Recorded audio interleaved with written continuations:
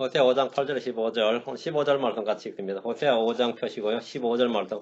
오늘은 내 얼굴을 구할 때까지, 내 얼굴을 구할 때까지. 호세아 5장 15절 같이 읽습니다. 그들이 자기들의 범죄를 인정하고 내 얼굴을 구할 때까지 내가 가서 내 처소로 돌아가리라. 그들이 자기들의 고난 중에서 나를 일찍 찾으리라. 주님께서 언제까지 정해주셨죠? 그리고 내가 가서 내 처소로 돌아가리라. 주님이 자기 처소로 돌아가신다고 하죠. 뭐 무소부주하신 분께서 말이죠. 내가 내 처소로 돌아가리라. 지난주에는 주님께서 자신의 얼굴을 숨기신다 그랬죠. 바로 그 장면입니다. 너희가 언제까지? 내 얼굴을 구할 때까지. 주님의 얼굴을 구하라요. 내 얼굴을 구할 때까지. 자, 기도합시다. 주 하나님 감사합니다. 오늘도 주님께서 하나님의 말씀 봉사하기 은혜롭게 부어주시길 간구하고 주의 영이 저희 가운데 충만하기를 원합니다. 사랑하는 아버지 하나님, 말씀을 듣는 귀를 열어주시기를 간구하고 깨닫는 마음을 주시길 원합니다. 또 성령의 충만하심 허락해 주시고 또 저희 가운데 신선한 기름으로 기름 부어주시기를 간구합니다. 말씀이 자라서 효과를 역사하고 저희 가운데 정말 working faith, 일하는 믿음, 또 아버지 살아있는 믿음, 또 혼을 구원하는 믿음, 또 하나님 예수 그리스도 우리 믿음의 장시자 완성자이신 그 믿음, 그분의 믿음, 또 성령을 통해서 저에게 주어진 성령의 은사요 성령의 열매로 주어진 그 믿음을 저희가 소유할 수 있도록 또 그것이 더 증가될 수 있도록 인도해 주시옵소서. 저희 속에서 말씀이 흥하게 자라나기를 원합니다. 저희의 믿음을 증가시켜 주시고 증대시켜 주시고 자라게 해 주십시오. 감사드리며 주의 승리합니다. 아멘. 예, 드디어 왔습니다. 예, 내 얼굴을 구할 때까지입니다.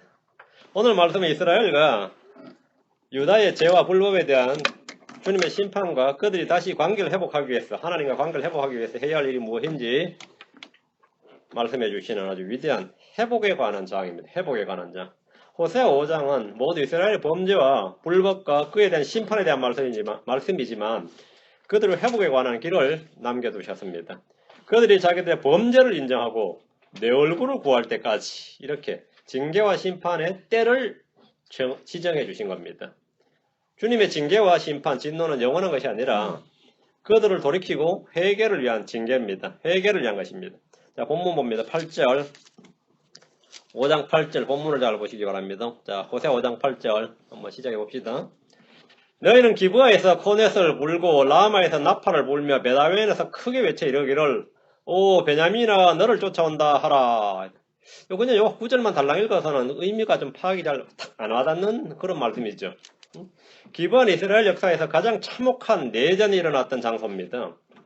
기브아, 기브아의 산당되고 기브아가 여러분이 역사적으로 읽은 게 있겠지만 이 본문의 기브아하고 베냐민하고 접하면 기브아와 베냐민 하면 이스라엘 역사에서 참 이거는 잊혀질 수 없는 아주 참혹한 내전이 일어났어요. 사사기 19장 20장에 보면 한번 펴보시죠. 사사기 19장을 펴보시면 물론 사사기니까 이스라엘의 왕이 있기 전이죠. 사사기 19장을 펴놓으시면 에브라임에 살던 레이 사람 하나가 베들레헴 유다에서 첩을 하나 취했습니다. 물론 첩을 취한 자체가 성경적인 건 아니에요. 근데 이 레이 지파 사람이 첩을 하나 취했어요. 이 여자가 근데 이 첩이 창녀짓을 했습니다. 그리고 고향으로 돌아가 버렸어요.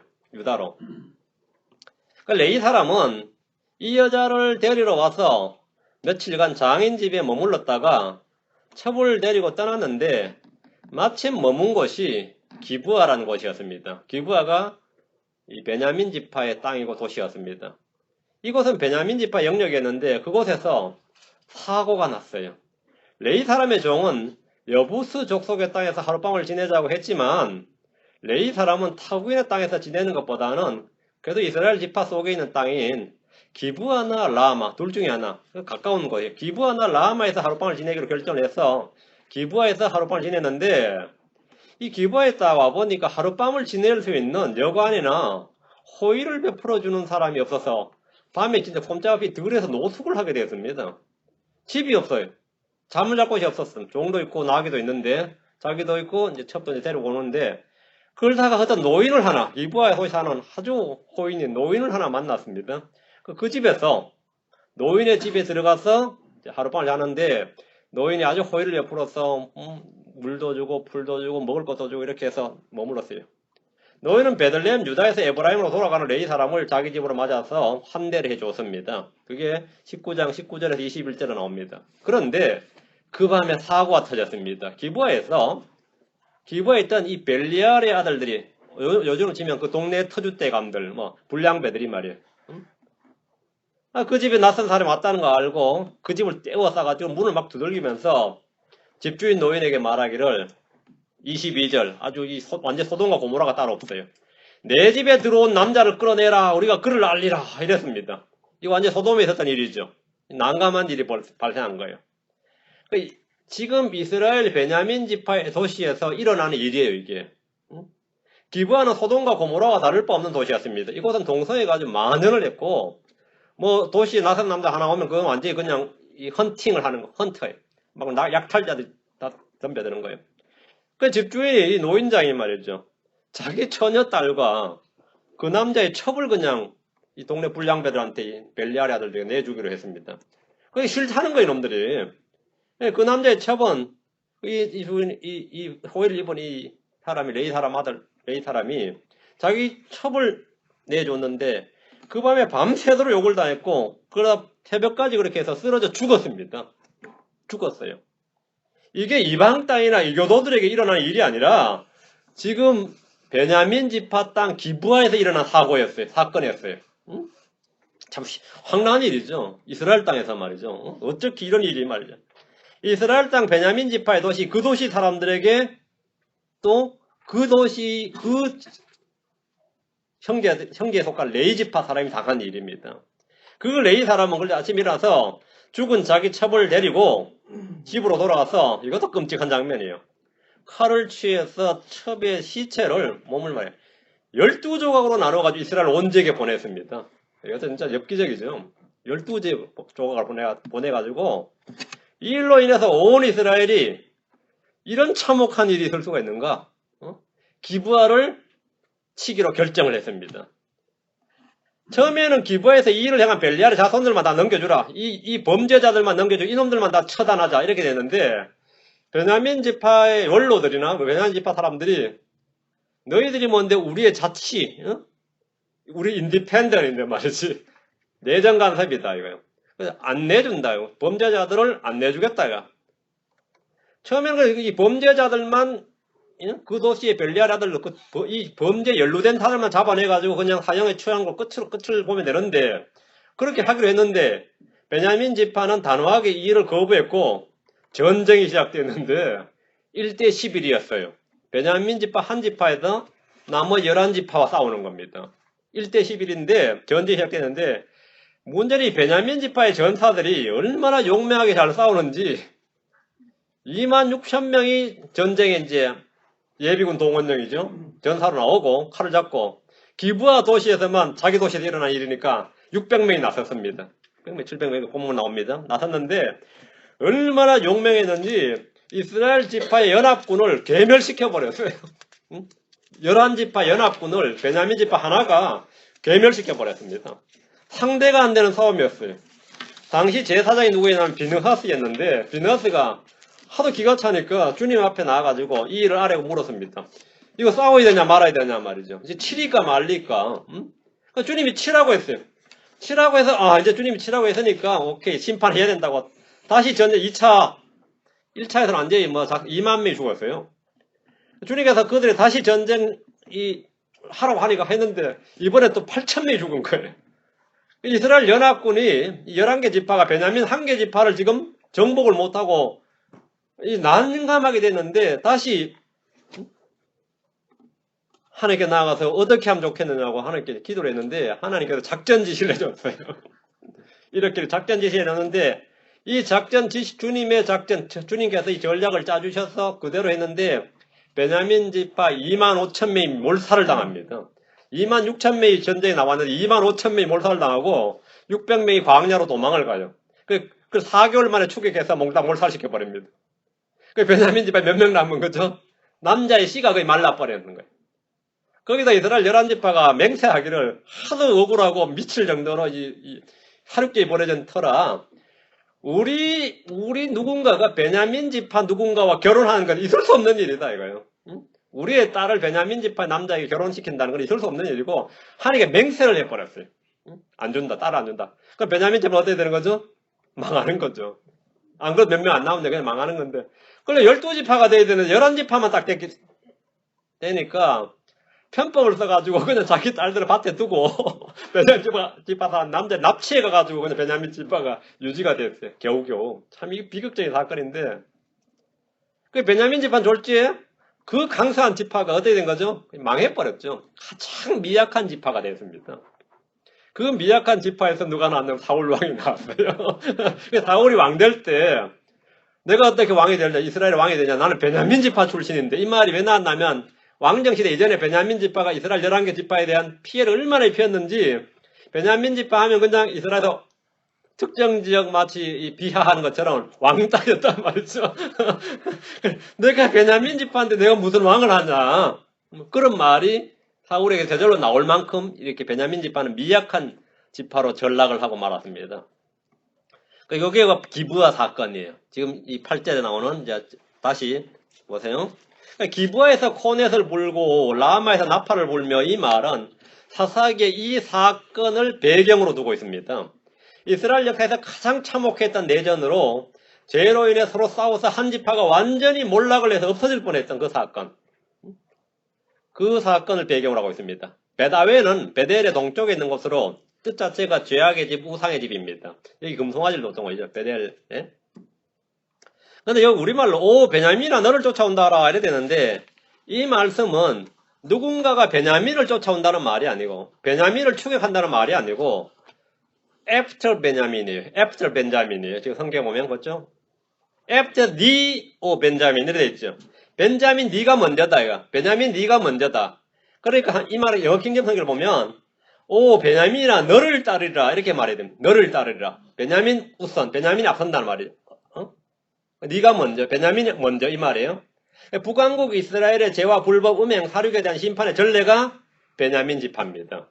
베냐민이 뭐라고요? 먼저 이 죄로 인해 완전히 멸절당할 뻔했는 그런 심판을 받은 게 베냐민이 이스라엘에서 최초였단 말이죠. 그래서 after the 벤자민 하면 베냐민이 첫 번째 그 전례가 된다 이 말이에요. 혈례가 된다. 그럼 이스라엘 나머지 10개 지파가 어떻게 된다는 거죠? 베냐민의 뒤를 따리가 그렇게 멸망한다는 뜻입니다. 누구한테? 아시리한테. 이해됩니까? 북왕국 이스라엘의 죄와 불법과 음행과 살육에 대한 심판의 전례가 베냐민 지파인데 사사기 19장과 20장에서 베냐민 지파가 전에 보여준 악행과 범죄를 말하는 겁니다. 베냐민 지역에 있던 기브아와 라마에서의 불법과 죄악과 베다웬의 우상숭배, 그 죄를 척결하기보다는 그 죄인들을 비호하는 일은 베냐민 지파가 일찍이 보여줬고 그에 대한 심판으로 지파가 하나님 심판을 받아서 멸망을 당할 뻔했는데 북왕국 이스라엘 10개 지파가 지금 이스라엘로 남았죠. 남한군 유다와 베냐민 2개 지파가 남았고 북왕국 이스라엘 10개 지파가 그런 베냐민의 뒤를 따른다는 겁니다. 그렇게 심판을 받는다는 말이에요. 그러나 대언자 호세아는 북왕국의 멸망을 전에 베냐민이 지은 죄와 불법의 영광을 지키면서 그런 심판이 그들에게도 임할 것임을 지금 말해줬습니다. 또 한 가지는 오 베냐민아 너를 따르리라 이 말은 전쟁터에서는 이스라엘이 늘 하던 말 중에 하나입니다. 베냐민이 하도 전쟁을 잘하니까 외적하고 싸울 때는 베냐민 지파가 항상 선두에 섰어요. 그러면 나머지 지파는 오 베냐민아 우리가 너를 따르라 이렇게 된 거란 말이죠. 베냐민은 이스라엘 지파 중에서 가장 용맹하고 용사들이 많았습니다. 칼을 잘 쓸 뿐만 아니라 이 왼손잡이들이 많았는데 돌을 던지면 머리털만큼도 빗나가지 아니하게 던지는 그런 자들이 뭐 700명이더라 뭐 이런 식으로 나와요. 그 옛날 전쟁터에서 이 돌 하나 잘 던져도 이게 보통이 아닌 거죠. 이 투석전에서 얼마나 잘 던지냐면 전부 다 뭐 이 미국의 뭐 어떤 컨트롤 좋은 메이저리그 야구 투수들보다 더 잘 던지는 거예요. 얼굴이면 얼굴, 어디면 얼굴 그냥 던지는데 용사들이 많았어요. 칼을 잘 쓸 뿐만 아니라 돌을 던지면 머리털만큼도 빗나가지 아니하더라. 그래서 오 베냐민아 너를 따르라 이 말은 평소에는 주로 베냐민이 선두에 서고 다른 지파들이 뒤따라 싸운다는 겁니다. 코넷을 불고 나팔을 불고 외치는 것은 전쟁에서 쓰는 말입니다. 그런데 지금 베냐민은 북한국 이스라엘이 아니었어요. 그 이스라엘이 오 베냐민을 할 수 있어요 없어요? 없죠. 베냐민은 남한국 유다와 남한국에 남았단 말이죠. 북한국 10개 지파는 베냐민을 포섭 못한 것은 아주 현추의 한이죠. 베냐민은 북왕국에 안 붙고 남북왕국이 분열될 때 남한국 유다에 남았어요. 그 베냐민아 이게 지금 이 전쟁에 쓸 수 있는 말이 안 된 거죠. 이 본문에서는. 근데 북왕국은 적이 쳐들어올 때 따를 수 있는 베냐민이 없었어요. 근데 에브라임이 주로 선두를 섰죠. 에브라임이 이제 리더 국가 돼가지고 베냐민 지파가 아니라 거기에 섰죠. 초대왕 사울은 베냐민 지파였고 40년 동안 외적으로서 이스라엘을 지켰습니다. 그러나 지금 그들은 나팔을 울면서 오 베냐민아 너를 따르라 해도 소용이 없습니다. 아시리아 군대가 들어올 때 그들은 제대로 저항 한번 해보지 못하고 멸망해버렸습니다. 저항다운 저항도 못해보고 그냥 완전히 멸망당해버렸습니다. 그 심판이 만나는 말이에요. 9절입니다. 5장 9절. 책망하는 날에 에브라임이 황폐하게 되리니 내가 이스라엘 지파들 가운데서 반드시 있을 일을 알려노라. 에브라임은 북왕국 10개 지파의 머리로서 이스라엘 전체를 나타내는 말입니다. 책망하는 날에 에브라임이 황폐하게 되리니 이 말씀은 그들이 전에 베냐민 지파에 닥친 그런 칼의 심판이 그들에게 똑같이 임할 것을 말해줍니다. 베냐민 지파는 남자들이 거의 다 죽임을 당해서 완전히 사라질 뻔했습니다. 마찬가지로 아시리아 군대가 와서 이스라엘을 침공할 때 그들은 남은 자가 얼마 되지 않을 정도로 진멸을 당합니다. 에브라임이 황폐하게 되리니 이 말은 그 땅에 사람들이 더 이상 살지 못할 정도로 폐허가 된다는 겁니다. 그 이스라엘이 하나님께서 본래 일부일처제가 아니에요. 하나님께서 본래 창조 때부터 만든 제도 일부일처제예요. 성경에는. 에브라임이 황폐하게 되리니 이 말은 그 땅에 사람들이 더 이상 살지 못할 정도로 폐허가 된다는 겁니다. 죽임을 당하거나 포로가 되어서 다 끌려가기 때문입니다. 이스라엘 땅은 한동안 짐승들이 살면서 풀이 우거진 그런 땅이 되었습니다. 내가 이스라엘 지파들 가운데서 반드시 있을 일을 일러노라 했는데 주님의 말씀은 한 글자도 떨어지지 않고 문자 그대로 다 성취됩니다. 10절 유다의 통치자들은 경계를 옮기는 자들 같은즉 내가 내 진노를 그들 위에 물같이 부으리라. 주님께서 유다의 통치자들은 경계를 옮기는 자들 같은즉 이렇게 말해요. 여기 밑줄 경계를 옮기는 자들 같은즉 이 말이 주님이 굉장히 미워하는 사람 또는 굉장한 불법을 저지른 사람한테 쓰는 표현이에요. 경계를 옮기는 자들 이 말이. 이제 대언의 대상이 지금 유다로 옮겨졌어요. 이스라엘에서 유다로 옮겨졌죠. 유다로 남한국 유다입니다. 이스라엘은 이제 황폐하게 될 것이고 유다 역시 그렇게 될 것이라는 말씀인데 유다의 통치자들은 왕, 제사장 이런 사람들요. 유다의 통치자들은 경계를 옮기는 자들 같다. 바운더리를 옮긴다 이 말이 바운더리를. 이 말이 뭔 말 같아요? 굉장히 의미심장한 말씀입니다. 하나님은 경계를 정해주시는 분입니다. 주님께서 바다와 땅의 경계를 정해주셨습니다. 주님께서 바다와 땅의 경계를 딱 정해주셨어요.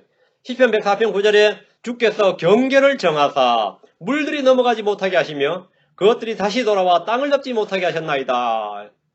물들이 뭐라고요? 땅을 덮치지 못하겠다.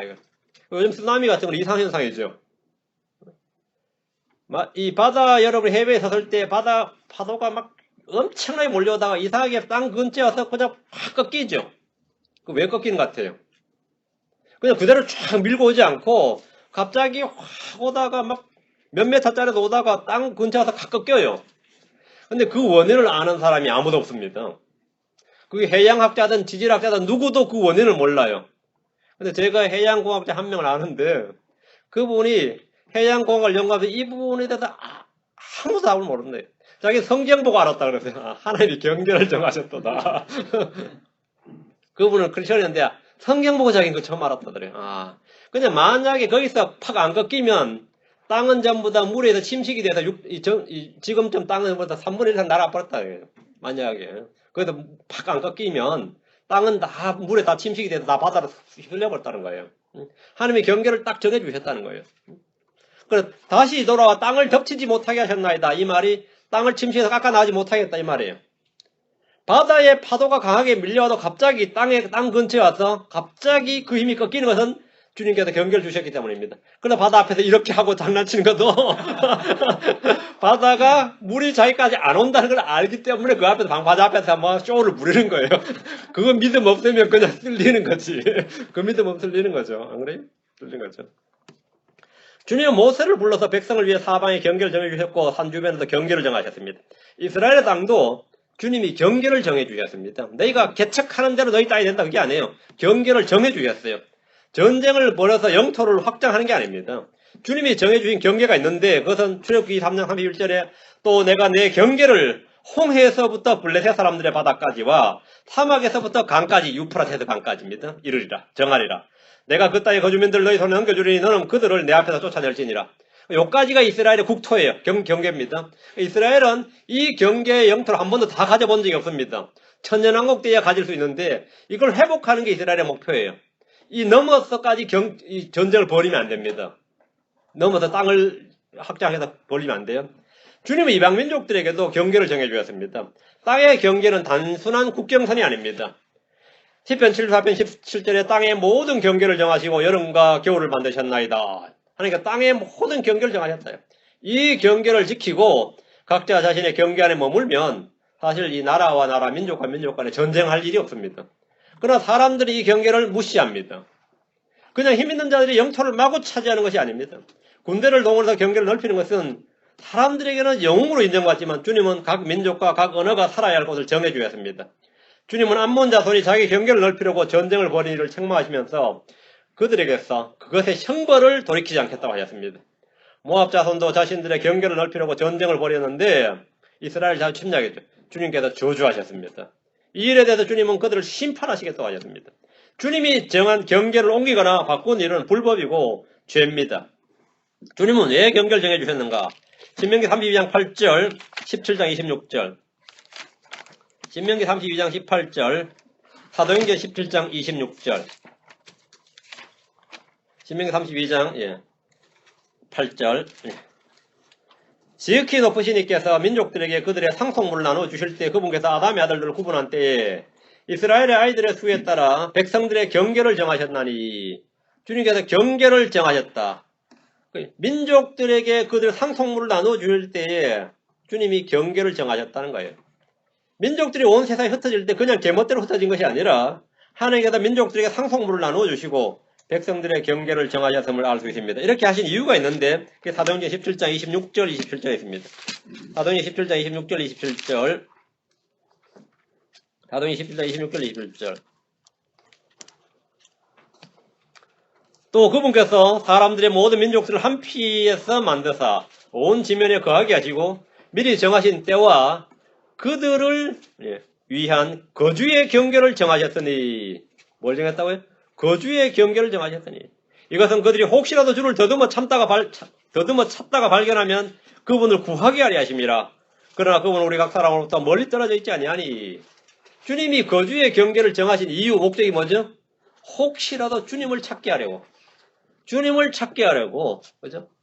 주님을 구하게 하려 하심이니라. 주님이 거주의 경계를 정하신 이유 목적은 사람들이 주를 찾고 그분을 구하게 하려 하심이었습니다.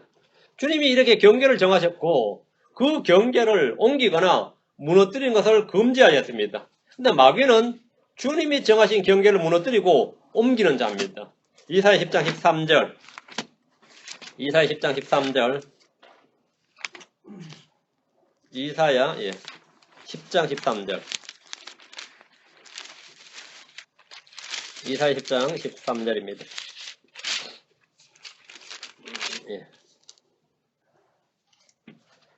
그가 이러기를 그는 아시리아 왕인데 마귀를 적그리스도로 예표합니다. 그가 이러기를 내가 내 손의 힘과 내 지혜로 그 일을 행하였나니 나는 분별이 있는 자라. 내가 백성의 경계를 옮기며 그들의 부하를 강살하고 그 용감한 자같이 거주민들을 굴복시켜 놓으라.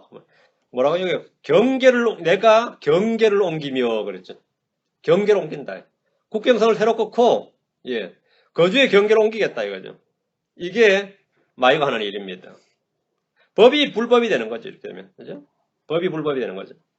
의가 불의가 되고 반대로 사악한 자들을 의롭다 하고 악인을 선하다고 하는 것. 이게 전부 다 요즘 일어나는 일인데 거주의 경계가 무너진 겁니다. 선악의 기준이 무너졌어요. 이게 담벼락과 같은 겁니다. 방파제와 같은 건데 사람이 말이죠. 마음속에 이 경계가 무너지면 그냥 와르르 무너집니다. 와르르 무너져요. 사람이. 여기 이민교회들 말이죠. 미국 이민 오면 한국에 있던 거하고 생활이 달라지는 사람들 있죠. 한국에 사람 마치 혈연, 지연, 뭐로 얽히고 설키고 아주 다 하여튼 묶어주니 뭐가 있는데 여기 가서 그런 게 없어지면서 그냥 경계가 팍 무너지는 사람 있죠. 경계가 무너지는데 크리스천들도 말이죠. 신앙의 경계가 무너지면 이 경계, 이 바운더리가 이게 무너지면 그냥 뭐 형편없어집니다.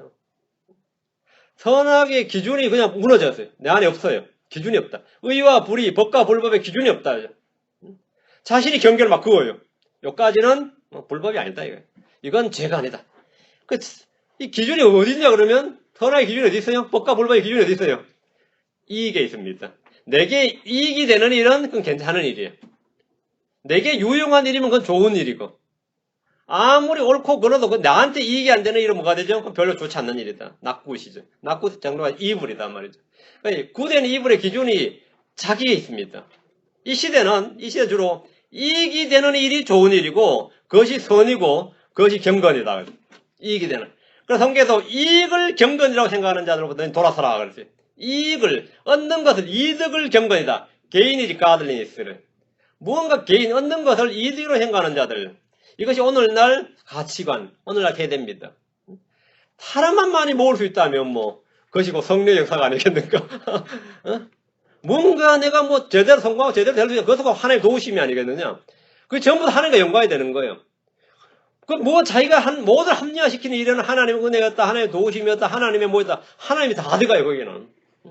반면에 자신이 안 된 일도 전부 다 하나님께서 막으셨다, 하나님께서 막 이 하나님이 다 들어갈 수 있는 거죠. 하나님이 다 들어갈 수 있어요. 사람의 말에는 말이죠. 어디에 집어넣어도 하나님은 그건 들어갈 수 있습니다. 자신이 경계를 막 걷는 거죠. 하나님은 상관없는 일인데 하나님 나를 시험하셨다 이러면 뭐돼요? 그 말이 된다고 이거 그 사람한테는 하나님 나를 시험하셨다잖아요. 반면에 하나님 나에게 복을 주셨다 말은 다 돼요. 하나님 들어가서 말 안 되는 케이스가 없습니다. 어디에 집어넣어도 말이 돼요. 하나님과 상관없는데 말이죠. 왜? 기준이 누구에게 있는 거죠? 자기 자신에게 있는 겁니다.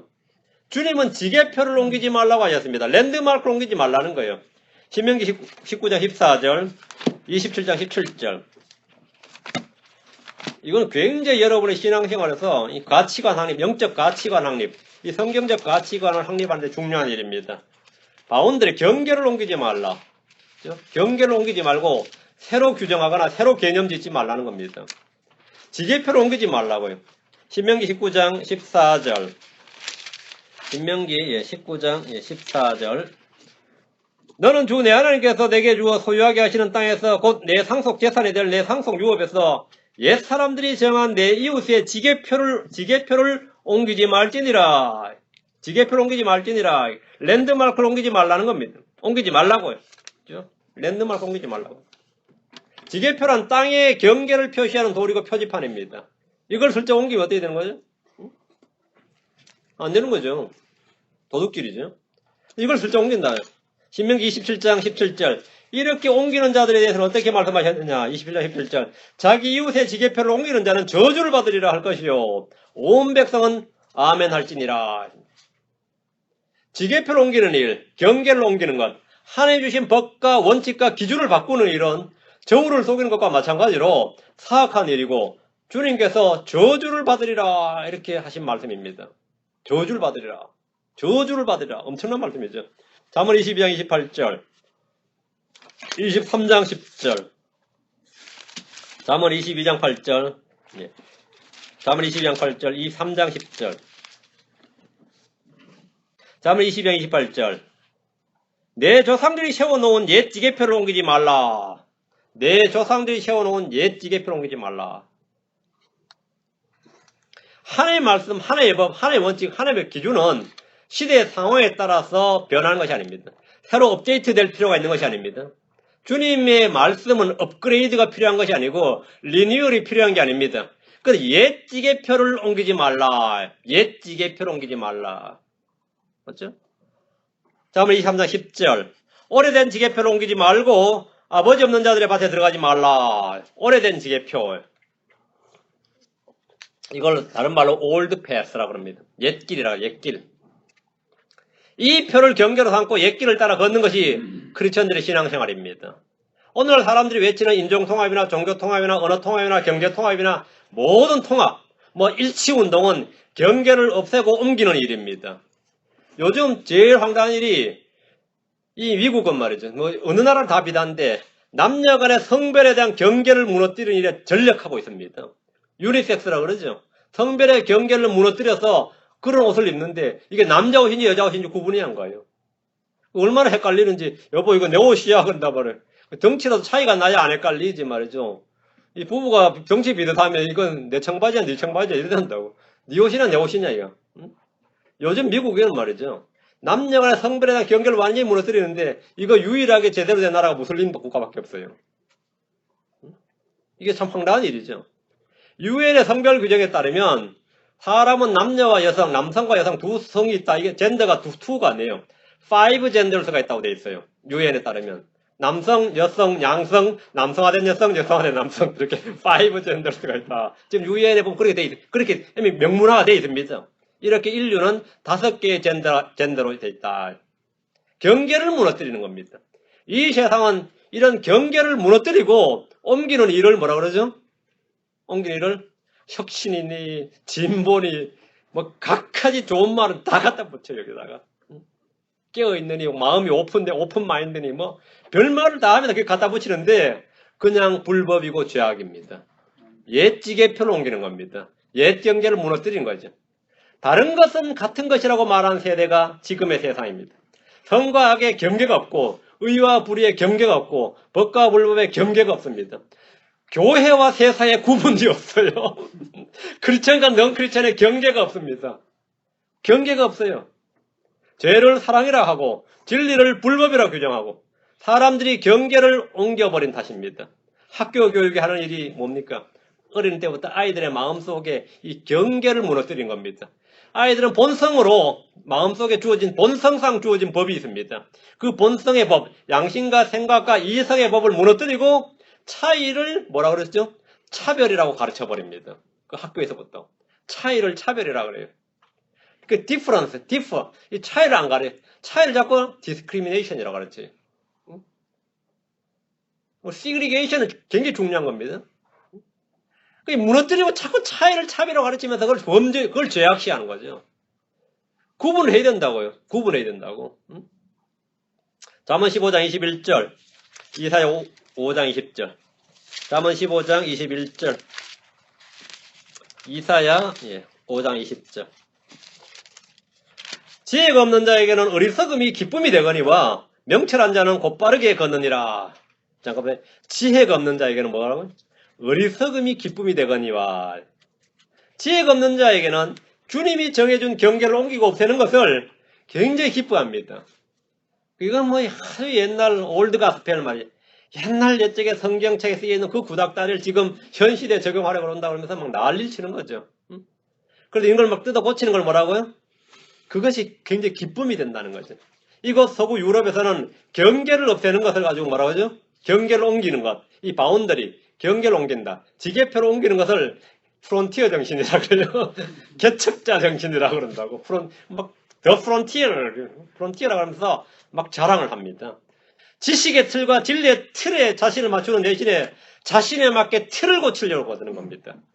크리스천들이 건전한 말씀의 틀을 굳게 붙잡는 대신에 그 틀을 바꾸는 일, 그 틀을 바꾸는 일이 오늘날 신학자들이나 목회자들이나 이 크리스천들이 하는 일이에요.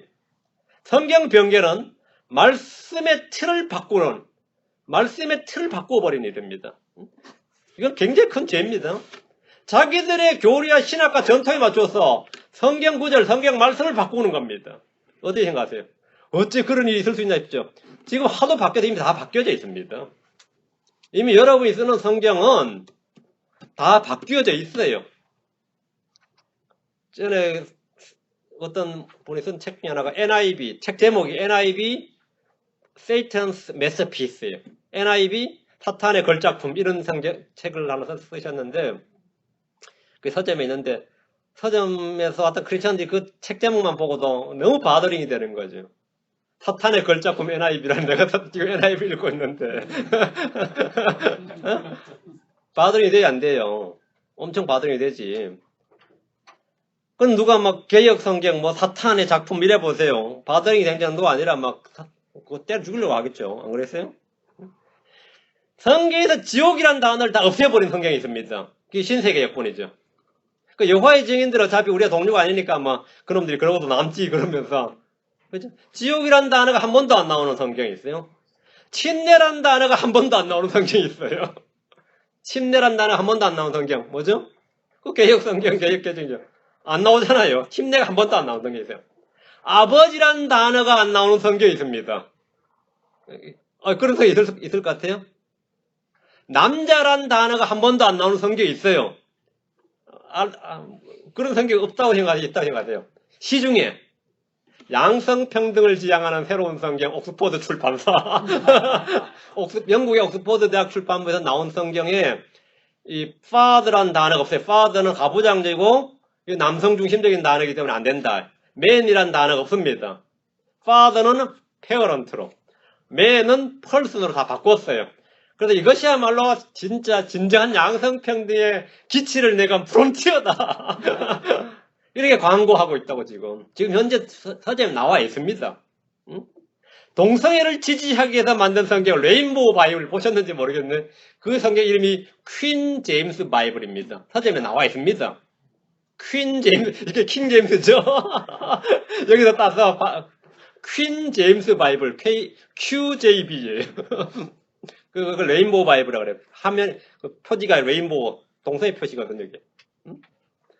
자기들의 교리, 자기들의 주장, 자기들의 입장, 자기들의 사상, 자기들의 자신에게 성경을 맞추는 이 일은 예전부터 늘 있어 왔던 일입니다. 내가 쓰는 성경이 그런 성경인 줄 꿈에도 모르고 지금까지 써본 분들 많겠지만 말이죠. 말씀의 틀에 자신을 맞추기보다 자기들에게 맞추어서 말씀의 틀을 고친 이들에게 어리석음이 그들의 기쁨이 되시라. 그러세요. 얼마나 열렬히 환영한지 몰라요. 그런 걸 얼마나 열렬히 환영합니까? 이사야 5장 10절. 지금 지금 우리가 살고 있는 이 세대가 얼마나 영적 전쟁이 치열하게 벌어지고 있는지 모릅니다. 이사야 5장 10절. 악을 선하다 하며 선을 악하다 하고 어둠으로 빛을 삼으며 빛으로 어둠을 삼고 쓴 것으로 단 것을 삼으며 단 것으로 쓴 것을 삼는 자들에게 화가 있을지어다. 이걸 지금 성경 표현을 정확히 우리 요즘 표현은 뭐라죠? 가치관 전도라 그러죠. 가치 전도. 가치관이 엉망이 된 겁니다. 악을 선이라고 선을 악이라 그래요. 주님은 경계를 옮기는 이들에게 화가 있다고 하셨습니다. 이는 저주의 선포입니다. 여러분이 게임을 하는데 상대 선수 임의로 룰을 바꾼다면 어떻게 되겠습니까? 룰을 바꾼다면 황당하죠. 반칙이나 파울을 했는데 반칙이나 파울을 했어요. 그런데 그걸 정당한 행동이라 그러면서 그건 그냥 게임을 속개하고 난 정당한 행위를 했는데 파울이라 그래버리고 이러면 어떻게 되죠? 게임이 안 되죠. 그럼 경기하는 사람도 열받지만 보는 사람도 열받아요. 보는 사람도. 게임의 룰을 바꿔버렸어요. 바둑을 두는데 나는 한 번에 2번씩 둔다 그러면 게임이 돼야 안 돼. 안 되죠. 나는 2번씩 둔다. 나는 한 번 물릴 수 있다. 언제든지. 그럼 안 되잖아요. 이게 틀을 바꾸는 거단 말이죠. 룰을 바꾸는 거예요. 하나님의 룰을 바꿀 수가 있는 사람이 바꿀 수 있느냐? 당연히 없죠. 당연히 없죠. 자, 호세아서 다시 가서 11절입니다. 여러분이 이 교리의 틀, 말씀의 틀, 건전한 말씀의 틀을 딱 가지고 있는 사람들, 목적과 기준과 원칙이 분명히 서 있는 사람들에게는 사실 갈등할 일이 별로 없습니다. 기도해 보겠습니다 할 것도 아니고요. 왜? 이미 내 마음속에 원칙이 있으니까, 주님 주신 기준이 있으니까 거기서 고민할 필요도 없는데 기준이 있고 말씀이 있는데도 불구하고 하나님의 뜻을 구한다고 기도하는 것만큼 바보스러운 일이 없어요. 그렇죠? 자, 다니엘이 바빌론을 끌려갔습니다. 근데 왕의 진미를 먹으라고 딱 명령이 떨어졌어요. 근데 바빌론이 이걸 먹어야 될까 말아야 될까 막 금식기도 하고 막 하나님의 뜻을 구하고 그랬어요, 안 그랬어요? 그건 기도할 것이 아니에요, 그거는. 그거 왜 먹어서는 안 되는 거기 때문에 기도할 거리가 아니었다고. 오늘날 크리스천들은 그런 거 가지고 막 기도하고요. 기도해달라고 요청하고. 일요일에 교회 가야 되는지 말아야 되는지 기도합니까? 성경 읽어야 되는지 말아야 되는지 기도하냐고요. 근데 크리스천 초원제 총각이 불신자한테 좋은 혼처가 왔어요. 결혼해야 되는지 말아야 되는지 기도합니까? 기도할 게 아니지. 그거는 기도거리가 아니라고. 그거는 하지 말라고 돼 있어요. 그건 기도 요청도 아니고 고민할 거리가 아니라고. 그건 아예 고려의 대상이 아니라고요. 맞아요? 고려의 대상 자체가 아닌데 너무 좋은 혼처가 왔는데 좀 고민스럽습니다. 집사님 기도 좀 해주세요. 그러면 미쳤나 싶죠. 이 인간이 미쳤나 싶지. 왜 갈등이 생긴 것 같습니까? 왜 갈등? 목적과 원칙과 기준이 그 속에 없기 때문입니다. 그게 있는 사람에게는 별 문제 안 돼요. 자, 왕이 기도하지 말라는 명령이 조서가 찍힌 도장이 찍혔어요. 그게 왕명이 떨어질 때 다니엘이 그걸 딱 알고서 이제 기도 생활 못하나 해야 되나 주님 어떻게 하면 좋겠습니까? 이 고민하고 갈등했습니까? 안 했습니다. 그건 고민하고 갈등할 게 아니에요. 응? 우리의 삶이 말이죠. 내 속에 말씀의 틀이, 진리의 틀이 딱 잡혀있는 사람에게는 사실 기도 제목이 싹 많은 부분에서 그냥 싹 사라집니다. 그런 걸로 기도할 거리가 사실 별로 없는 거죠. 기도할 거리도 아니고. 응? 뭐 대신 다른 걸 많이 구하겠죠. 다른 걸 많이 구하겠죠. 성경국을 가야 되나 말아야 되나 뭐 갈등 때리면 이미 뭐 마음에서 디베이트가 일어났다는 자체가 이미 여러분 패배한 겁니다. 그럼 마음에서 디베이트가 일어날 수 있는 게 아니에요.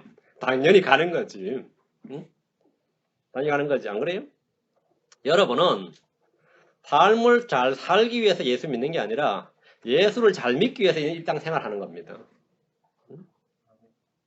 주님을 잘 섬기기 위해서 이런저런 생활을 하는 거예요. 이 반대가 목적, 가치, 전도가 되면 안 됩니다. 여기 성경 공부, 교회 생활 잘하고 믿음 생활 잘하기 위해서 이런 일도 하고 저런 일도 일상생활을 하는 것이지 그거 잘하자고 주님께 매달려 기도하는 거 아니에요. 그거 잘하자고. 자꾸 거꾸로 하니까 이게 난감한 거죠. 자꾸 거꾸로 하니까. 잘 살자고 주님 잘 믿으니까. 그거 아니라고. 잘 믿으려고 좀 잘 살아야지. 잘 믿으려고 하다니까 내가 잘 못 살면 그 감정이 안 되니까. 그렇죠? 결혼하려고 사는 거 아니죠? 살려고 결혼하는 거지. 맞죠? 결혼하려고 살아요. 살려고 결혼해요. 맞죠? 마찬가지입니다. 다 마찬가지예요. 이 가치 전도가 일어나면 안 됩니다. 그 악을 선하다 하고 선을 악하다 하고 어둠을 빛으로 삼고 빛을 어둠을 삼고 쓴 것을 난 것으로. 이야, 이거 진짜 황당한 이야기인데 주님께서 이런 자들이 화가 설정되는데 지금 현재가 대부분 사람들이 이렇습니다. 그런 화가 있는 거죠. 다시 호세아 5장 11절. 에브라임은 자원하의 명령을 따라 걸었으므로 학대를 당하고 심판 중에 부서졌도다. 에브라임은 자원하여 이게 willingly입니다. willingly. 자원하의 명령을 따라 걸었다. 이게 무슨 말입니까? 명령을 따라 걸었다. 이게 뭐예요? 에브라임 북왕국 이스라엘은 말이죠. 자원에서 명령을 따라 걸었는데 여기서 말하는 명령은 하나님의 명령이 아닙니다. 모세의 명령이 아니고 북왕국의 시조인 에브라임의 명령입니다. 왕명이 떨어졌어요. 왕이 무슨 명령? 왕의 명령이 뭐냐면 여로보암 왕이 되자마자 딱 이스라엘 전역에다 명령을 내렸는데 베델과 단에다 금송아지를 만들어서 이것이 너희를 이집트에서 인도한 신이니라 하나님이니라 이렇게 딱 하고 이 송아지들에게 금송아지들에게 경배하고 분양하라 이렇게 명령을 내렸어요. 그랬더니만 백성들이 이 미친 왕이 있냐 이러면서 혁명이 일어나야 되는데 뭐요? willingly obey, willingly follow 하더라 이거요. 자원에서 따르더라 이거죠. 어이 잘 됐다 이거죠. 예루살렘까지 갈 필요 없네. 어이 잘 됐다. 응? 자원에서 따르더라는 겁니다. 지금 그게 본문 5장 11절 말이에요. 응? 에브라임은 자원의 명령을 따라 걸었으므로 자원에서 뭐라고요? 금송아지 섬기고 에브라임은 자원에서 여로보암의 명령을 따라서 걸었습니다. 그들은 예루살렘으로 가는 대신에 베델이나 단에 가서 금송아지들 중 하나 앞에서 경배를 했습니다. 여로보암은 제사장 제도를 완전히 바꿔버렸는데 레위 제사장 체계가 아니라 백성 중에서 가장 천한 자들을 제사장으로 삼았습니다. 여로보암은 지켜야 할 명절 날짜를 임의로 바꿔버렸는데 주님의 명절 절기 대신에 자신이 8월 15일 음력 8월 15일이니까 한국으로 추석 말이지. 이 추석을 말이죠. 딱 지켜야 할 명절 날짜로 이날 제단에 자원해서 헌물을 바치라, 분양하라 이렇게 명령을 내렸습니다. 백성들이 아주 뭐 좋다 그러더란 거죠. 그 8월 15일 이런 거 보니까 이게 한국 사람들도 더 단지파의 떨거지들이 아닌가 뭐 이런 또 추측이 나서 뭐 소설도 나오고 그런 거예요. 당군의 자손이 단에서 나온 게 아니냐, 뭐 이스라엘에서 나온 게 아니냐, 뭐 이런 소리가 나오는 게 다 이런 말입니다. 8월 15일이라잖아요. 8월 15일. 백성들은 이 왕의 명령에 막 저항을 하거나 일어나는 대신에 자원에서 그 명령을 따랐습니다.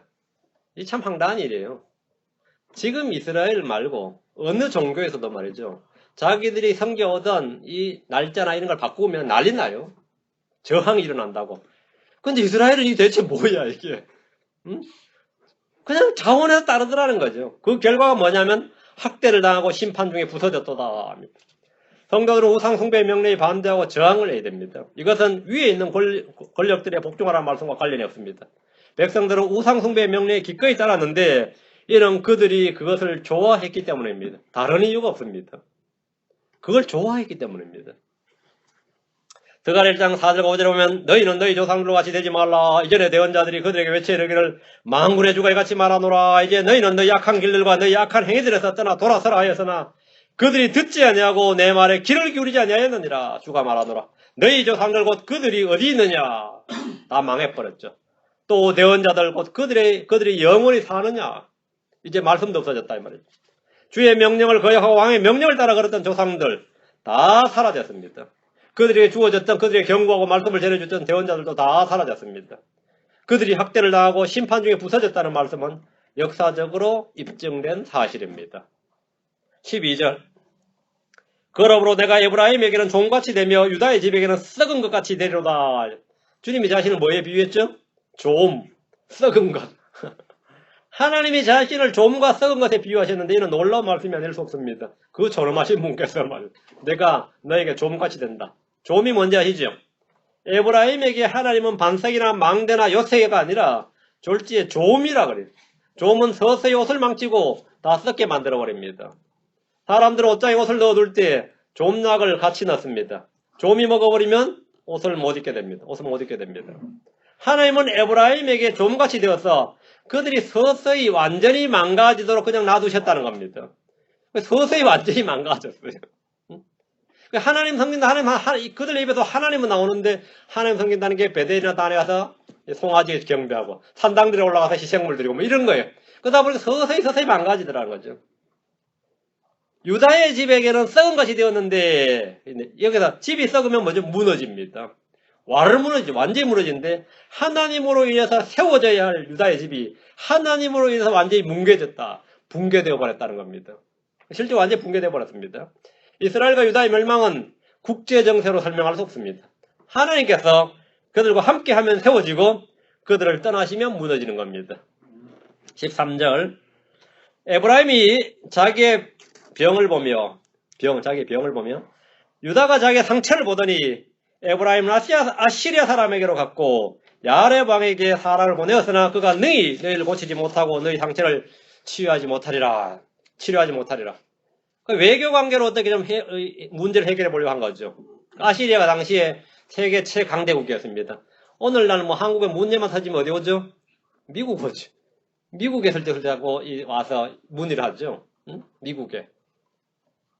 전후에는 뭐 항상 미국이었죠. 항상 미국이었는데 나는 뭐 보수 정권만 그런 줄 알았더니 말이죠. 뭐 소위 말 그렇게 미국을 반미하는 진보하는 애들도 문제 해결을 위해서 미국 백악관 사이트 청원하더라고요. 나 그거 참 기가 차더라고. 그렇게 반미해지던 사람들이 다 보니까 미국에 와서 미국, 이야, 그냥 기가 잘 노릇이죠. 안 그래요? 근데 이 당시에는 아시리아였어요. 아시리아, 이집트, 바빌론인데 지금 아시리아예요. 좀 아시리아 지나면 바빌론이고. 그러니까 유다는 바빌론 침공 때 자꾸 이집트로 갔고 북왕국 이스라엘은 아시리아에 자꾸 의지했는데 아시리아가 고치냐 이거 말이에요.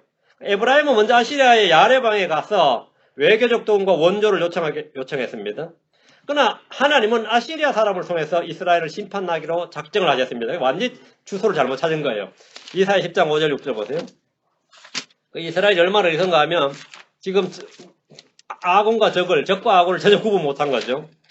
이사야 10장 5절 6절 도움을 구하러 갔는데 사실 그 도움을 구하러 간 그들은 하나님께서 그들을 진노하기로선 진노의 막대기로 지정된 대상이었습니다. 이사야 10장 5절 6절 오 내 분노의 막대기 아시리아 사람이여 그들의 손에 있는 지팡이는 내 경론이라 내가 그를 보내어 윗선을 보이는 민족을 치게 하며 또 그에게 명하여 나의 진노의 백성을 쳐서 노락하고 탈취하게 하며 거리의 진흙같이 그들을 짓밟게 하리라. 이게 주님이 아시리아 사람이 주신 명령이에요. 근데 이 아시리아 사람한테 가서 도움을 구했으니 이거 완전 황당한 이야기죠. 아시리아 사람 야레방은 이스라엘의 도움이나 구원자가 될 수가 없습니다. 하나님께서 그를 분노의 막대기로 사용하셨고 그에게 명령하여 이스라엘 제서 노력하고 탈취하고 짓밟게 하시기 때문입니다. 이게 역사적으로는 아시리아 친구이고 예언적으로는 이 아시리아 사람이 대활란때 적그리스도 옵니다. 적그리스도예요. 이스라엘의 외교적 노력은 아무런 소용이 없습니다. 이 일을 하나님께서 행하시는 일입니다. 에브라임이 자기의 병을 보며란 말은 그들 자신의 문제를 스스로도 인식을 하고 있는 거죠. 그건 해결을 할 수 없었기 때문에 이 치유를 위해서 누군가를 찾아 나선 겁니다. 누군가를 찾아 나선 겁니다. 치유하시는 주님을 그들은 떠났기 때문입니다. 에브라임과 유다는 자기 병을 보고 자기 상처를 보았지만 치유자이신 하나님에게 나오지 않았습니다. 아시리아 사람 야렙은 능히 고치지 못하고 아무도 치유하지 못합니다.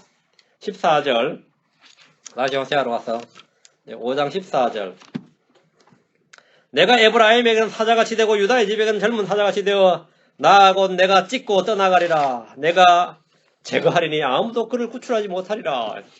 주님의 심판입니다. 주님께서 에브라임과 유다에게 좀과 썩은 것 같이 되었던 주님께서 이번에는 젊은 사자같이 되었고 젊은 사자같이 되었다. 좀과 썩은 것은 서서히 망가지고 무너뜨린 것이라면 사자와 젊은 사자는 단숨에 산장을 하게 물어뜯고 찢어버립니다. 주님은 아시리아를 통해 에브라임을 찢으셨습니다. 주님은 바빌론을 통해서 유다를 완전히 물어뜯어 버리셨습니다. 내가 제거하리니 아무도 그를 구출하지 못하리라. 이 말씀대로 이스라엘과 유다는 아무 도움을 받지 못하고 망해버렸습니다. 완전히 망해버렸습니다. 그들을 심판하고 멸망하게 한 것은 외적이 아니라 자신들의 죄와 불법이었습니다. 그들을 심판한 것은 하나님이었습니다. 호세아서 뒤로 갑니다. 13장 7절에서 9절. 호세아 13장 7절에서 9절. 그러므로 내가 그들에게 사자같이 되고 길가의 표범같이 그들을 지켜버리라.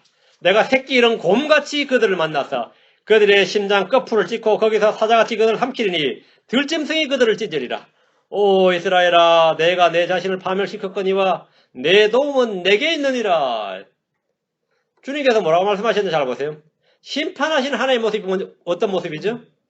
타락한 이스라엘에게 하나님은 인자한 아버지 아닙니다. 맞죠? 사랑스러운 남편 아니에요. 선한 목자 아닙니다. 죄를 짓고도 회개하지 않는 이스라엘에게 주님은 사자 같고 표범 같고 새끼 잃은 곰 같은 분입니다. 이스라엘의 파멸과 멸망의 원인은 그들에게 군사력이 없었거나 경제적 파산이나 내부이나 국제정세 때문이 아닙니다. 주님께서 말씀하시기를 내가 내 자신을 파멸시켰거니와 이렇게 말씀하셨습니다. 이 말씀 굉장히 중요한 말씀이에요. 내가 내 자신을 파멸시켰거니와. 멸망의 원인은 외부에 있는 것이 아니라 바로 내 안에 있다는 겁니다. 나를 더럽히는 것은 나의 밖에 있는 것이 아니라 내 안에 있습니다. 나를 힘들게 하는 것은 밖에 있지 않고 내 안에 있습니다. 누가 저번 목회하는데 제일 힘든 게 뭐냐 그러면 잘 물어요. 내 자신이 제일 힘들죠 그래요. 내 육신이 내 자신이 제일 큰 문제지 뭐. 우리 집에 평화를 깨뜨린 주범은 누구냐 그럼 내 자신이라 그래요. 내가 문제지 뭐 내가. 요즘은 좀 제 아내가 좀 더 문제인 것 같아. 내가 좀 회개하라고 말해 그래. 이 육신이 문제. 내 육신이 뭐 돈 없고 뭐 없고 그게 문제가 아니고 내 속에 있는 내 자신이 가장 큰 문제예요. 항상 이게 가장 큰 걸림돌이고 가장 트러블을 많이 일으키고 가장 힘들게 하고 나를 더럽히고 남을 더럽히고 힘들게 하고 하여튼 그렇습니다. 함들 그래요. 이게 내가 내 자신을 파멸시켰거니와. 심판의 원인과 멸망의 원인은 남에게 있지 않습니다. 외부에 있지 않습니다. 여러분이 지금 영적으로 황폐하다면 그 원인은 가족이나 친구나 교회 지체들이나 돈 문제나 직장 문제 때문이 아닙니다. 문제의 원인은 언제나 내 속에 내 안에 있습니다. 내 속에서 솟아나는 샘이 없으면 마음은 메말라 비틀어집니다. 내 속에 강이 없으면 생수에 강이 없으면 나는 그냥 말라 비틀어지는 거예요. 거기서 나오는 거는 엉망진창이 되는 거죠.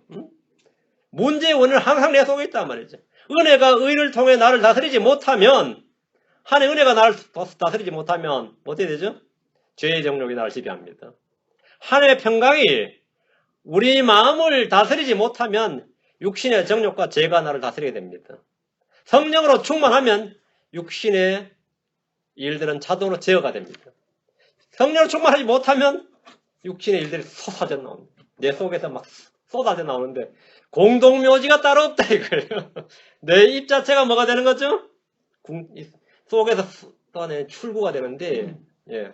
로마 3장에 말한 대로예요. 내 혀가 독사에 독이 있고 내 혀야 내 입에 독사에 독이 있고 내 혀가 그래 됩니다. 이게 내가 썩은 무덤이에요. 내 입이 무덤이라 무덤. 무덤 속에 뭐가 있겠어요? 가까이 들어오게 다니는데 그게 쏟아져 나와요. 쏟아져 나옵니다. 시체 썩는 냄새가 막 입으로 나오는데 그게 시궁창 냄새다 그러죠. 근데 입에는 걸레 물었나 그러는데 입에 걸레 문 게 아닙니다. 우리 속 육신이란 게 그런 겁니다. 그런 거예요. 문제는 내 속에 있습니다. 내 속에 있습니다. 주님이 내게 어떤 분이 되시는가? 이것은 전적으로 나 자신에게 달려 있습니다. 우리 하나님은 어떠하심에 따라 우리 하나님의 어떠하심에 따라 우리가 걷고 행하며 살고 하나님은 우리의 어떠하심에 따라서 우리를 대하십니다. 하나님의 어떠하심을 우리가 알면 우리가 거기에 따라 걸으면 돼요. 맞죠? 하나님은 우리의 어떠하심에 따라서 하나님께서 뭘 행하십니다. 주님은 우리가 생각하는 대로 그 생각의 열매를 맺게 하십니다. 주님은 우리가 말한 대로 그 입술의 열매를 맺게 하십니다. 주님께서 이스라엘이 막 불평할 때 내가 너희 불평하는 말을 다 들었노라 그래요. 불신의 말할 때 그 불신의 말을 다 들으십니다. 네 입의 열매대로. 한국 사람도 그건 알대요. 뭐 잘하는 말이 시골에서 제가 많이 들었는데 그 말하면 말이 씨가 된다 그러죠. 그건 성경적인 이야기입니다. 씨가 된다. 주님은 우리가 생각의 열매대로 우리가 말한 대로 우리가 행한 대로 갚아주십니다. 주님은 우리가 믿는 대로 보상해 주십니다. 우리가 겸손하면 주님께서는 그 사람에게 은혜를 베풀어 주십니다.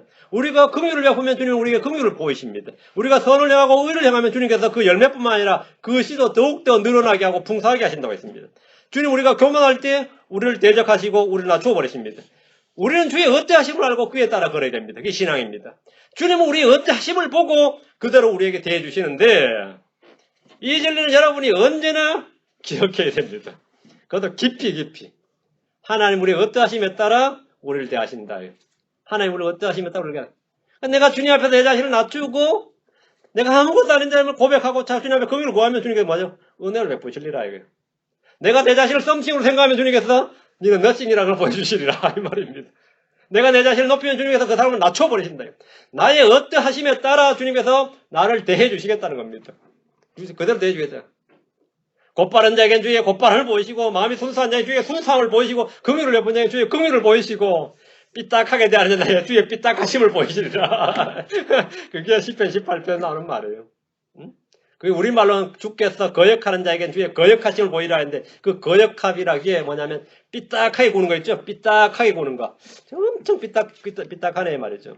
그 삐딱하게 구는 자에겐 주님께서 너 삐딱하심을 보이시리라. 주님은 우리의 어떠하심에 따라 그게 내가 뿌린 대로 거두리라 합니다. 이건 뭐 철칙입니다. 이건 불신자들도 아는 진리예요. 육신에게 뿌리느냐 성령에게 뿌리느냐 이거. 무엇에 뿌리느냐 무엇을 뿌리느냐 어떻게 뿌리느냐. 주님께서는 뿌린 대로 거두리라. 뿌린 대로 거두리라. 하나님께서 이스라엘에게 지금 이스라엘에게 사자 같고 젊은 사자 같고 새끼 이런 곰 같다. 와 이거 무서운 말입니다. 새끼 이런 곰이 뭐 이거는 눈에 보이는 게 없단 말이죠. 새끼 이런 곰 같은 경우는 분노해 있단 말이죠. 그렇게 되셨는 것은 이스라엘의 마음 상태대로 그들의 행위대로 그들을 취하셨기 때문입니다. 다른 이유가 없습니다. 그렇죠? 15절입니다. 자, 호세아 5장 15절. 자, 은혜로운 호세아 말씀 잘 들으시고 여러분이 크게 교훈과 경고를 받으셔야 됩니다. 호세아 5장 15절. 그들이 자기들의 범죄를 인정하고 내 얼굴을 구할 때까지 내가 가서 내 처소로 돌아가리라. 주님을 다시 불러내는 방법이 뭐죠? 주님께서 처소로 돌아가 버렸다 이거예요. 그들이 자기들의 고난 중에서 나를 일찍 찾으리라.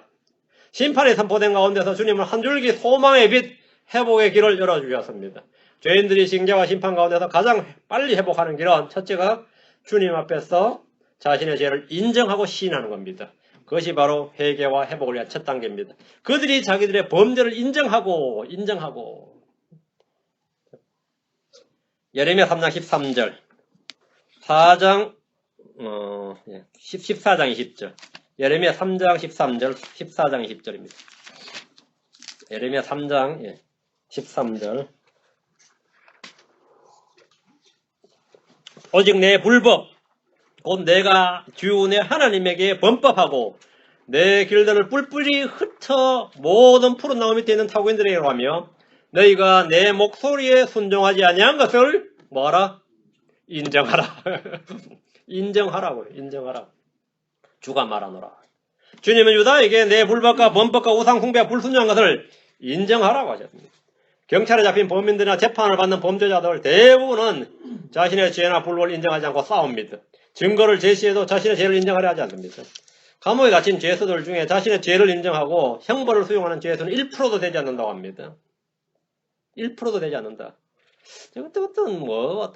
어떤 감옥에서 탈옥하는 빠삐용과 비슷한 류의 영화였는데 그 은행 직원이었죠. 은행 직원이 아마 그 무능명을 쓰고 감옥에 들어갔는데 첫날 완전히 공포에 질린 첫날. 감옥은 첫날에 사람 다 우는 날이라 그러죠. 그러면서 딱 가는데 나는 죄가 없다 이렇게 그 감옥에서 이야기를 해요. 나는 죄가 없다 억울하다 그러니까 그 방장이 하는 말이 여기 죄 있는 사람 아무도 없어.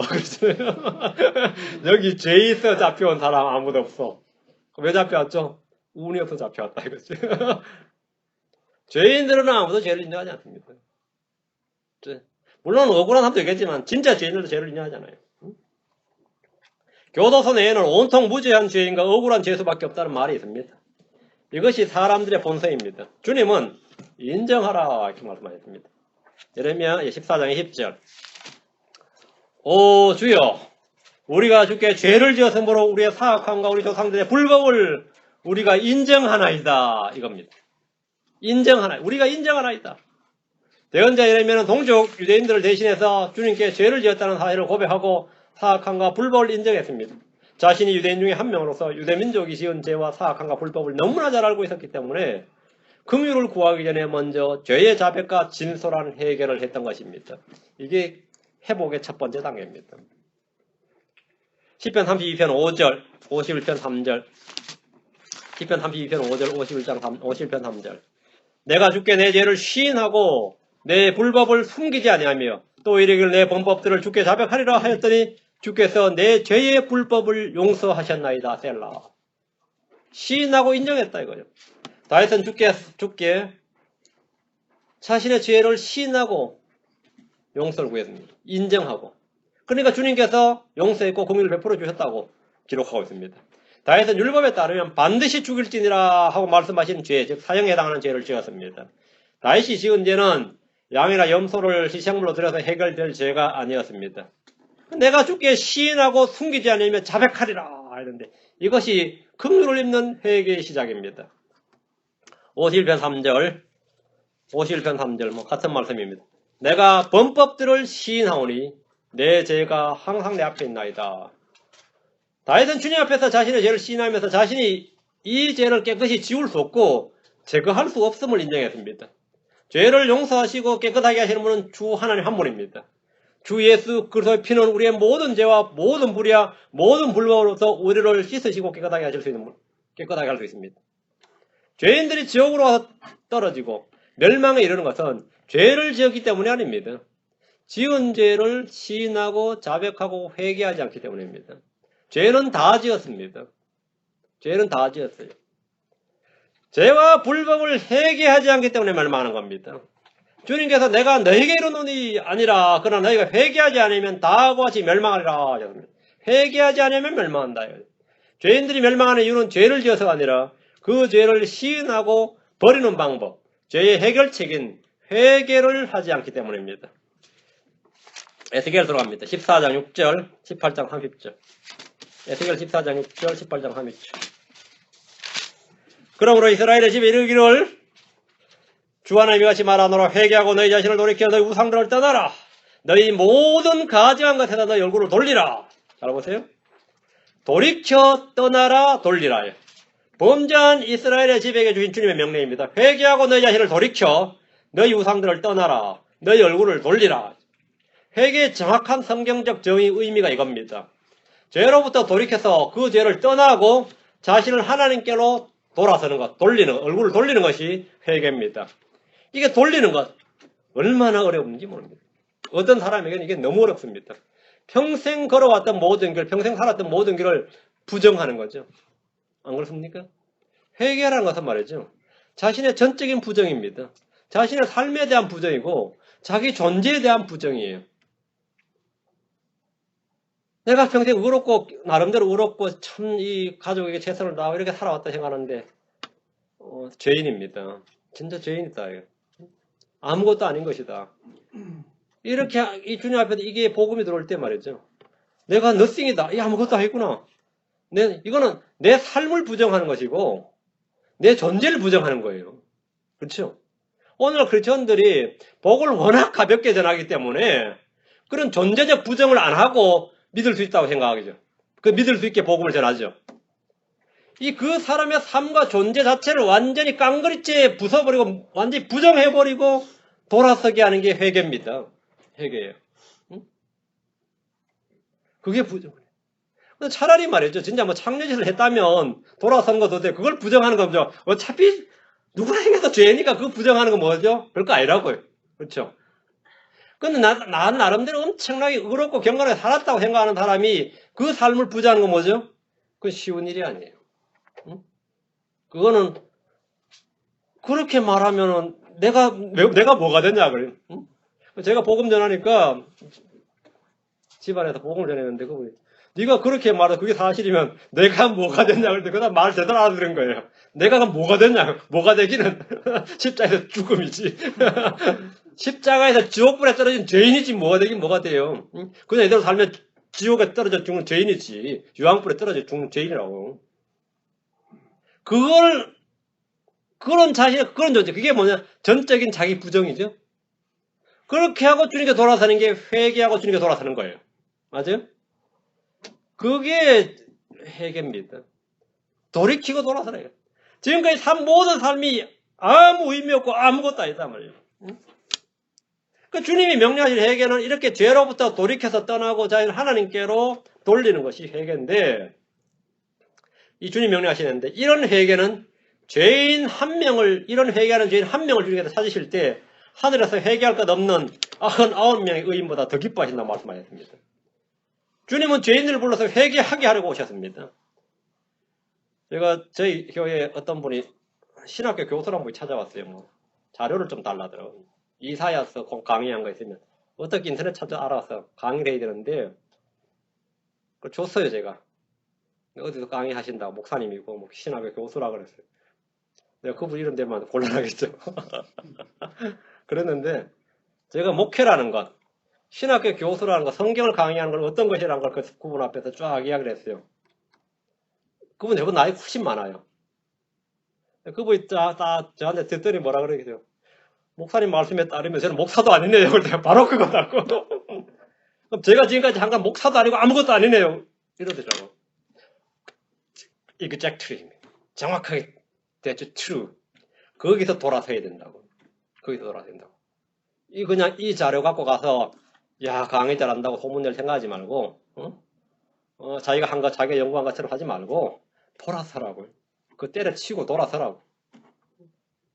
목사님 말씀에 따르면 저는 목사도 아니고 뭐 다른 그분 말씀이 자기 입으로 그래요. 목사도 아니고 사실 신자도 아닌데 그 바로 그거예요. 그거. 제가 하고자 하는 말이 바로 그거고 그렇게 알아들으면 정확히 알아들은 겁니다. 그럼 뭐 하라고요? 돌아서라고요. 바른 성경으로 돌아서 이제 진리를 제대로 연구하라고요. 지금 내가 50년, 60년 그렇게 살아왔는데 그걸 완전히 부정하란 말이에요. 바로 그거다 이거죠. 그게 자기를 부인하고 자기 십자가를 지고 주님을 따르는 겁니다. 그게 자기를 부인하고입니다. 자기를 부인하고. 에스겔 18장 30절입니다. 제가 지금까지 그쪽 교회에서 얼마나 믿음 좋은 사람 인정받았는데 여기 오니까 완전히 그냥 아무것도 아닌 사람 취급하는데 하면 맞습니다. 그겁니다. 그 완전히 무너뜨려버리고 완전히 그 부정하고 시작해요. 에스겔 18장 30절. 주 하나님을 알아노라 오 이스라엘의 집아 그러므로 내가 너희를 심판하되 각 사람을 그의 길들대로 심판하리라. 회개하고 너희의 모든 범법에서 돌이키라. 그리하면 불법이 너희를 황폐하게 하지 아니하리라. 회개하고 돌이키라. 그리하면 주님께서 심판 직전에 회개를 명하셨습니다. 회개하면 불법으로 인해 황폐하게 되지 않을 겁니다. 심판을 받는 중에도 주님은 회개하라고 명하셨고 회개 없는 긍휼이나 회개 없는 사명이나 회개 없는 구원은 사람들이 만들어낸 신학이지 결코 성경의 가르침이 아닙니다. 우리가 주님 앞에 죄를 회개하고 인정하면 주님께서 우리의 불법을 지워버리시고 우리의 죄를 인정하지 않으신다. 이렇게 말씀합니다. 우리가 주님 앞에 죄를 회개하면 인정하면 주님 우리 앞에서 뭐라고요? 우리에게 낼 심판, 형벌에서 회개 돌이키시고 인정하지 않으신다고.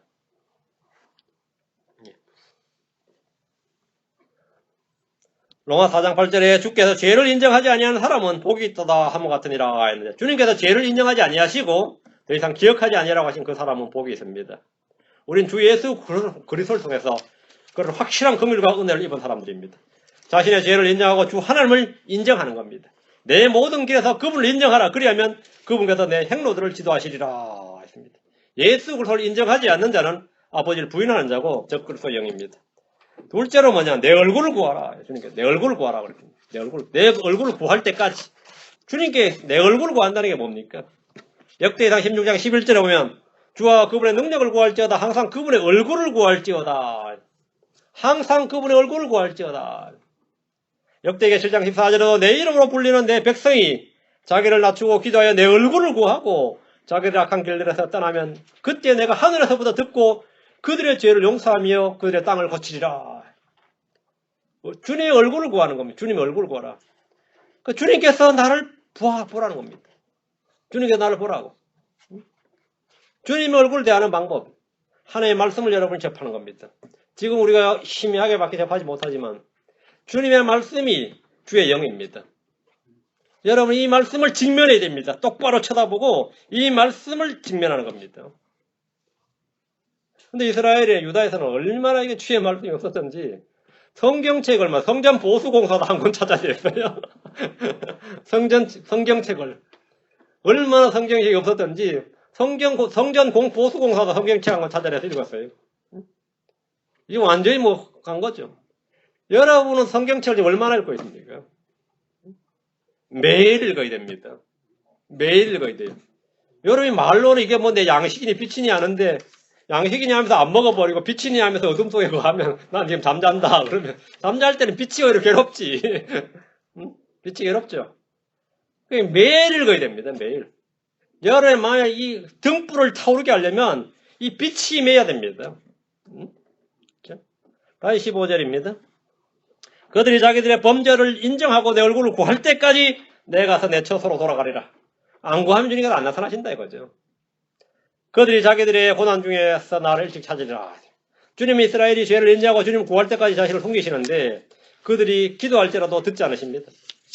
내가 가서 내 처소로 돌아가리라. 이 말씀은 관계의 단절을 선언하신 건데 이스라엘은 극심한 고난 중에서 주님을 찾게 될 것이다 하십니다. 그래서 극심한 고난 가운데 찾게 되는데 죄를 인정하고 주의 얼굴을 구하며 주를 찾으면 주님께서 만나 주신다. 이 약속이 있습니다. 이건 신명기도 나오고 신명기 4장 29절이나 잠언 예레미야 29장 13절 이런데 주님께서 너희가 찾으면 나를 만나리라 했습니다. 역사적으로 이 말씀은 바빌론 포로기에서 돌아온 유대인들에게 적용이 되고 예언적으로 이 말씀은 대환란에서 적용이 됩니다.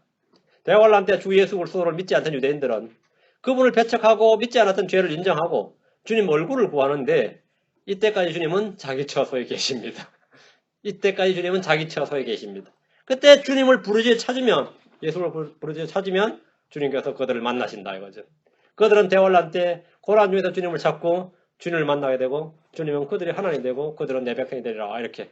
그래서 새 언약을 새롭게 맺는 장면이 구약에도 나오고 신약에도 나옵니다. 그렇게 해서 이제 천년왕국이 시작되는 것이죠.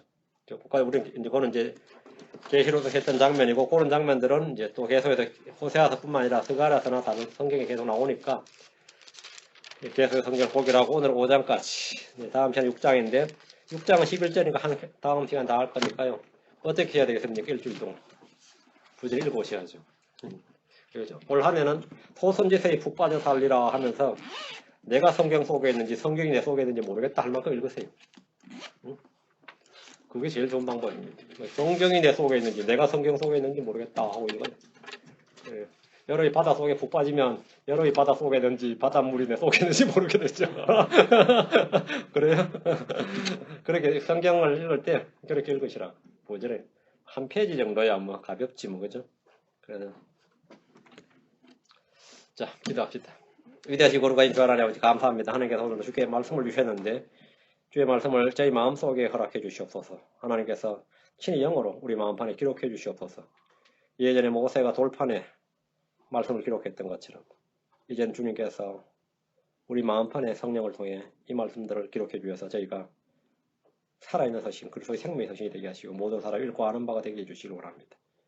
저희가 그냥 신념이 강한 사람이 아니고 자기 확신이 강한 사람이 아니라 하나님의 말씀에서 오는 믿음, 하나님의 말씀으로 자라난 그런 믿음, 살아있는 믿음을 다 소유하게 하시고 이 말씀이 강력하게 활동하고 또 이 말씀이 열매 맺기를 원합니다. 이 말씀으로 제가 세움받게 해주시옵소서. 감사드리며 주의 성기도합니다. 아멘. 마치겠습니다. 수고하셨습니다.